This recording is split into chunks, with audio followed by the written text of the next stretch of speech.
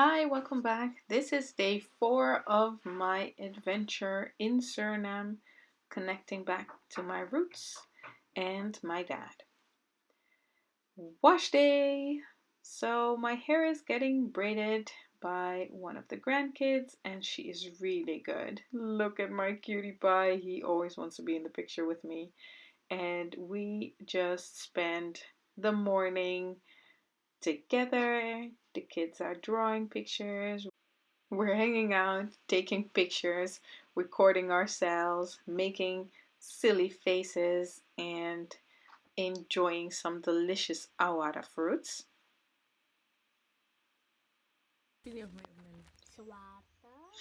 Just look at that cute face. Oh, don't you just want to bite those cheeks? He's so cute.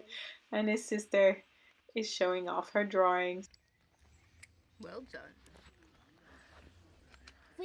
And now for the big adventure.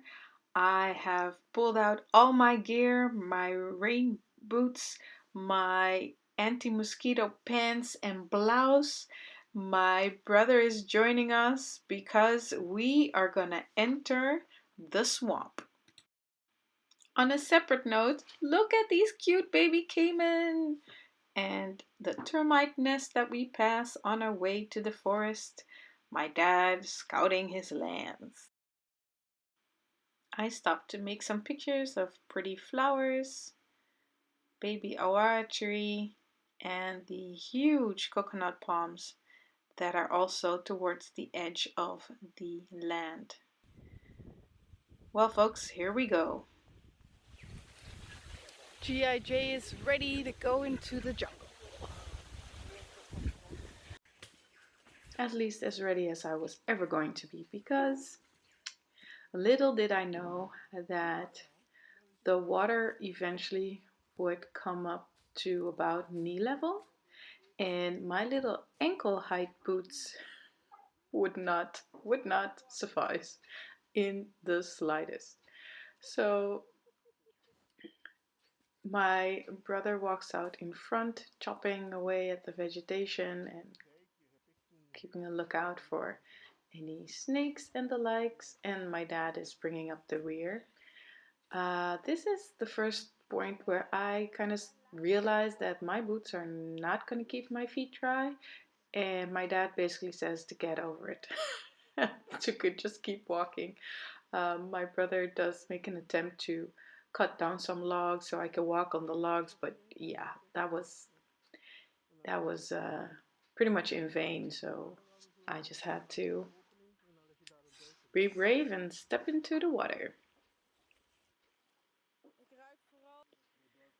Yeah, this is where it's about knee deep, or you can sink knee deep into the water.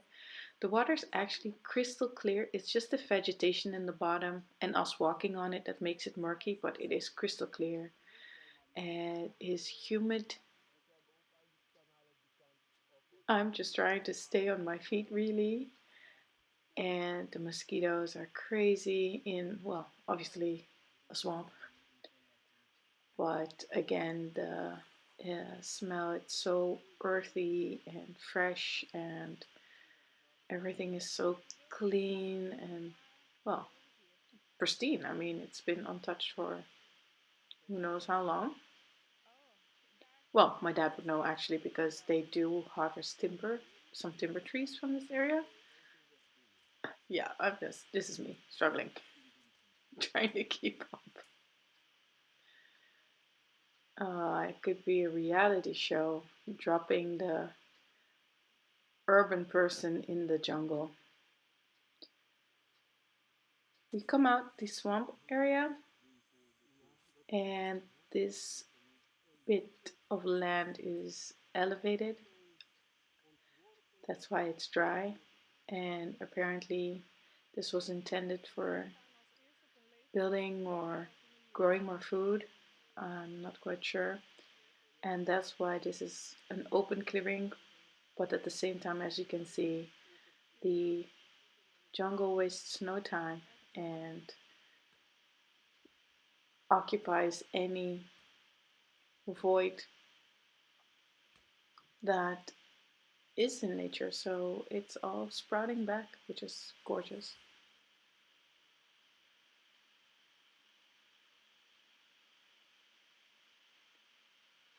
I mentioned the water is crystal clear. Well, it did get murky later, and most of it was in our boots.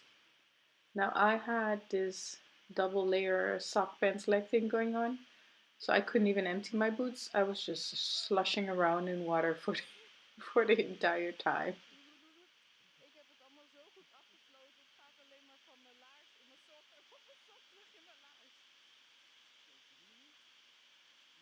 This is the area that he points out that they harvested timber trees from.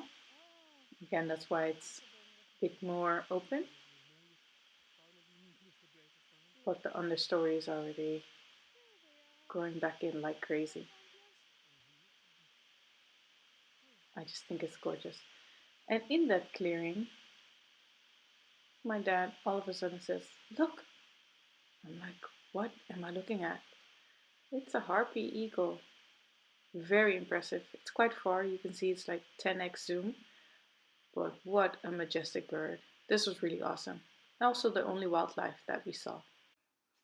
This anthill is absolutely massive, and they construct highways. This is the leafcutter ant. Now for the final stretch through the swamp, this looked so daunting, but there are actually wooden planks on the bottom for when they had to carry out the timber manually, so on their heads.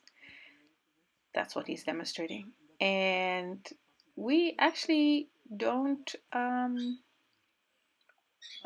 get wet, not worse at least. This is the last bit of vegetation that my dad is cutting through. As we are approaching the edge of the forest now to go back, he is joking about the bees. I'm not sure if it's bees or wasps that tend to nest at the very edge, and they are quite dangerous and aggressive. If you get stung, you can end up with a fever that lasts 2 days. We were joking, but we were about to find out. We were about to find out that those said wasps or bees are actually there, are actually at that specific spot where we had decided to come out of the forest. So my dad and brother MacGyver this torch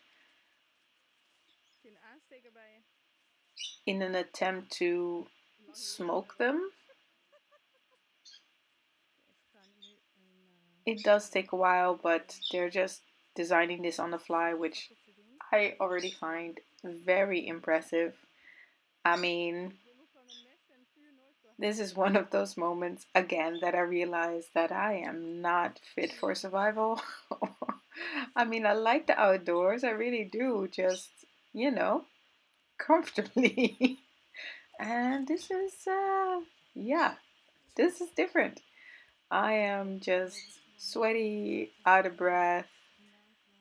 I've been trying to keep up and making my little videos.